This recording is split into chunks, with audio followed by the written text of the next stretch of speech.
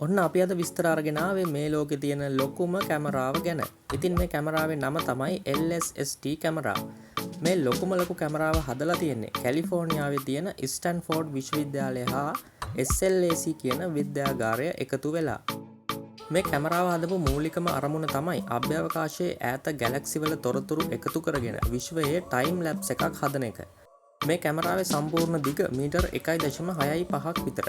Resolution එක megapixel 3200ක්. Android phone එකකත් කැමරාව megapixel 50-60 වගේ තමයි තියෙන්නේ. ඉතින් මේ කැමරාවෙන් ගත්ත ෆොටෝ එකක් ඒ ප්‍රමාණයටම print කළොත් ෆුට්බෝල් ක්‍රීඩාංගණයක් තරම් විශාල ඉඩක් අවශ්‍ය වෙනවා. හිතා ගන්න පුළුවන් ද quality එක. මේ කැමරාවේ ලෙන්ස් එකේ විෂ්කම්භයත් මීටර් 1.6යි.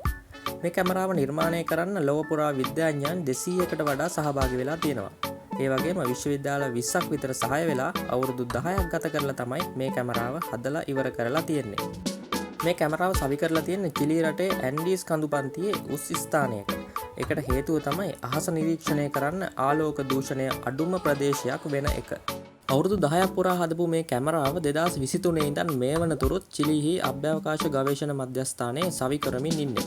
2026 මුල ඉඳන් අභ්‍යවකාශයේ ඡායාරූප ගන්න සැලසුම් සකස් කරන බව තමයි දැනගන්න තියෙන්නේ. එහෙනම් තවත් දවසක හරියටම මේ වෙලාවට හමු වෙමු. රැඳී ඉන්න අපිත් එක්කම මේ ලෝකෙ ලොකුම දේ හොයන මෙගා ලිස්ට්.